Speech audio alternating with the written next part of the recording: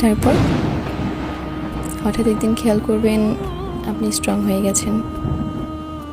হঠাৎ করেই দেখবেন এখন আর আগের মতো কষ্ট হয় না, কিছু দেখলে আফসোস লাগে না, আগের মতো খারাপও লাগে না।